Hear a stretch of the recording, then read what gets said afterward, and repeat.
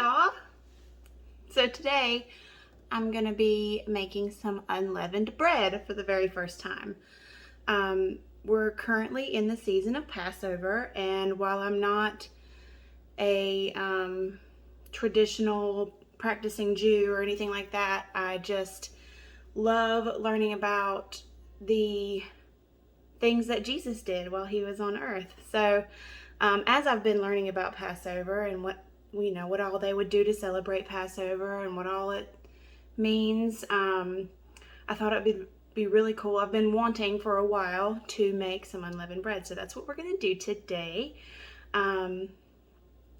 Not only is it the food that Jesus commanded the Israelites to make as their last meal before the Exodus, but it also is likely the type of bread that Jesus broke when he was trying to explain to the disciples about the breaking of his body. So I thought it would be really cool to do it during this season right now, in celebration of what God has done for his people and what he did on the cross as well. All right, so let's do it. Oh, real quick, because it's silly, I got a new stand for my phone, and it's got the ring light around it, and when I wear my glasses I can do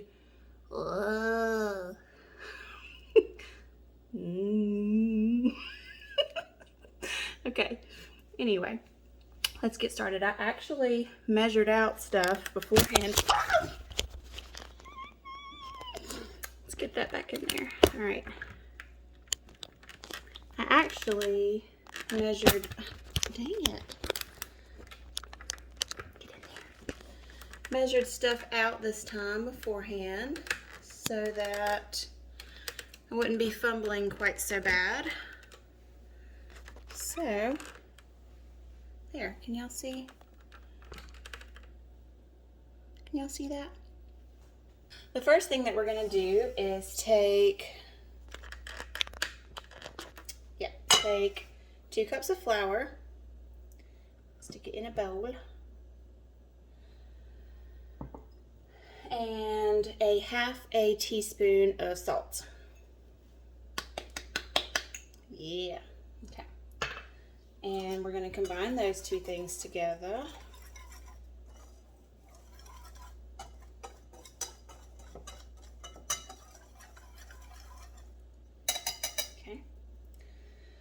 And then we're going to slowly add a cup of cold water until we get a dough ball.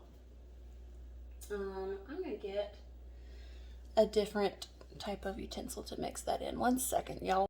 Okay, so let's get the water mixed in.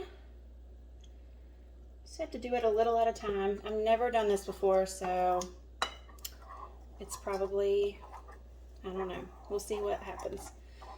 All right, we'll mix that in. I have made pie crusts before, and I've also made, what was it called?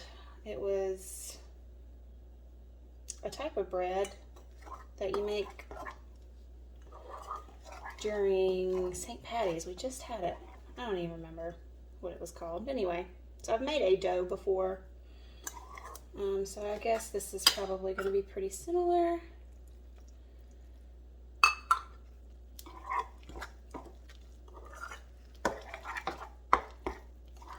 Soda bread. That's what it was. Soda bread. Okay. Yep. It was actually pretty good. Alright, I think we're starting to get that dough ball. I'm just gonna ditch the spoon and start using my hands here. Okay, that's loud. Got napping babies over here, y'all. Gotta stop making so much noise. Alright, that is really sticky. Ugh. Alright. Okay, I feel like this is probably wrong, so I'm going to add some more flour back in to try to get more of a dough ball. instead of a goopy mess.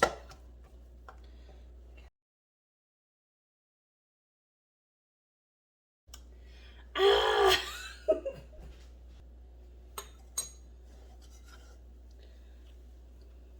Gosh. Y'all. What the heck? What have I done wrong? Okay. All right, that's better. Let me flour this surface.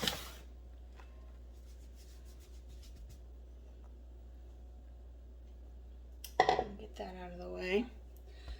All right, let me make sure I'm lining up my shot here.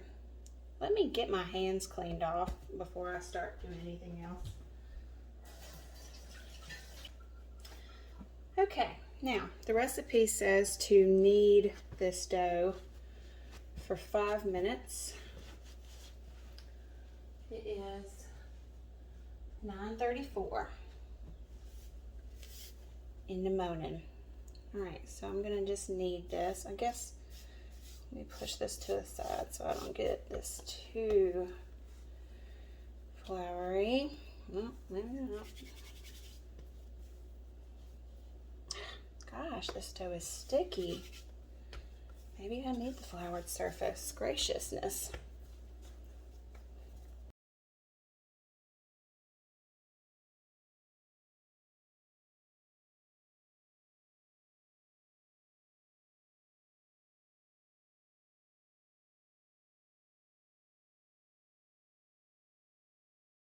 I'm gonna call that 5 minutes. All right, so now I'm supposed to separate this into 5 to 7 pieces. I'm gonna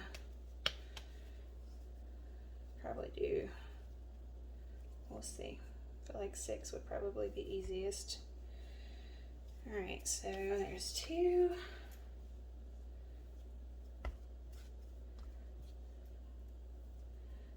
4.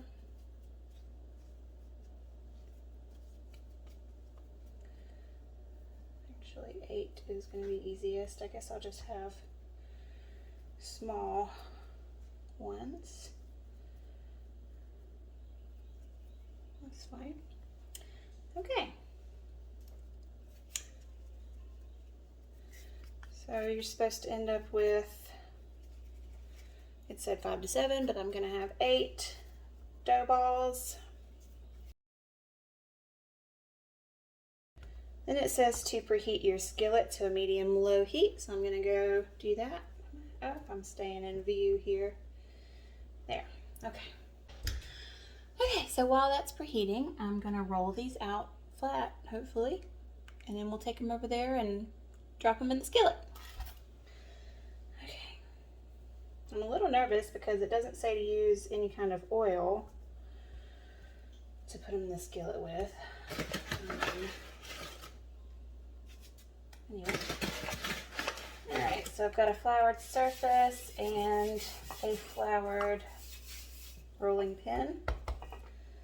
So I'm gonna roll these babies out and see what I get. Okay. So here's what I've got. It looks nice. I'm gonna find a plate to put these in. Okay. There's that one.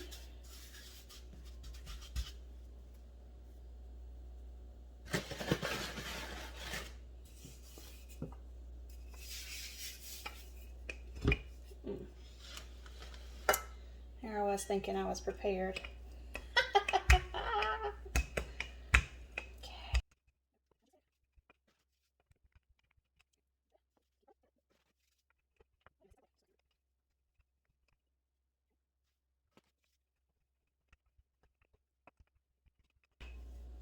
Not real sure what I'm going to do with these after I make them, to be honest. I really just wanted to see what it was like, this bread.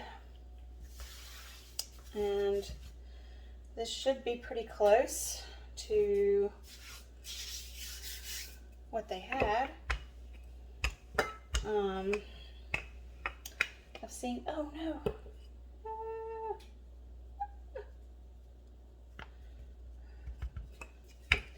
I've seen some people do, or some recipes talk about, I feel like that's stuck to the counter. Did it? No? Okay. Talk about doing like an olive oil and like a cilantro or basil dip type thing to go with it. That sounds good. I might try that. Or I might make, I guess they call it matzo brittle.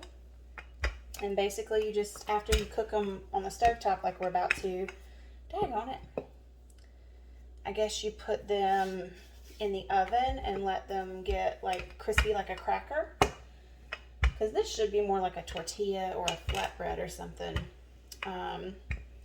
Anyway, you let them get crispy like a cracker in the oven, and then you put chocolate, dark chocolate on top of them and pistachios, and that looked really good. So I thought about making that and even serving it at our family's Easter gathering. Thought that would be cool. So we'll have that in a few days. So we'll see. We'll see how these turn out. And I guess from there I'll decide what to do with them.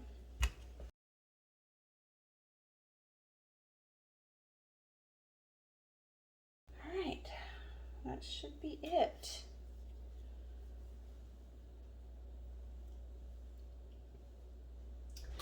I'm just gonna wash my hands off. You guys want to go check on Dean with me before we get to putting these on the stove top? Let's go see what Dean. Look, see, there's my thingy. Ooh.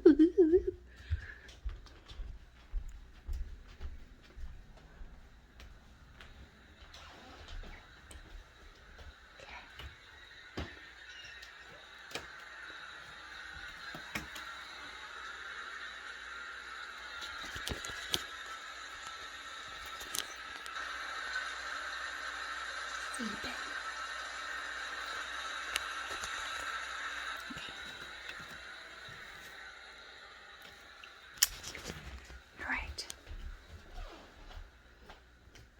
Sneak away. Sneak away. Alright. Cool. So, I have my skillet. That feels pretty warm. That should be ready to go. I've got it on that medium lowish heat, so we'll see. Let's bring these over here and I'll get another for the finished ones and a flipper. Hold on. Alright, let's see how this goes, y'all. It says to cook it for 2 minutes each side. There's no sizzle. That's weird. Alright, so it's 950. Okay. 952. Oh, it's like stiff. Oh, look! It's cool. Look. Okay. Okay, this is looking a little bit promising. We'll see. We'll see. We'll see. Look at this mess I made.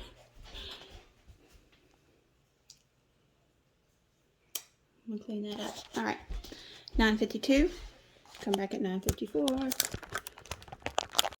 Okay. Both sides have been cooked. All right, and this is what I've got. Doesn't look too shabby. I'm gonna let it cool before I try to eat it, but yeah, let's do the rest of them.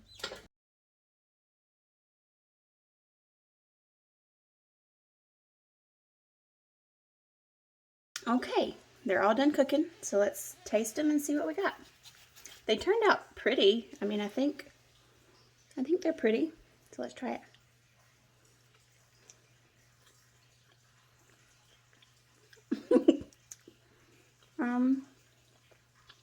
Good, simple. I think they'll work better with the olive oil, rosemary dip type thing than they will as the cracker. And maybe even like a taco shell. Would definitely make them again. I would say that the recipe I used, you either needed a lot more flour or less water. Because I definitely used more than what the recipe called for. But overall, it was a fun experience, and this bread is probably pretty close to what the Israelites ate before their exodus, and to the bread that Jesus used to demonstrate the breaking of his body to his disciples. So I think one of the coolest ways to celebrate this season is to remember him by eating this bread. So our sinful nature separated us from God, and Jesus found a way to fix that. Trust in him for your salvation, because he's the only way. Thanks for watching, guys. Bye.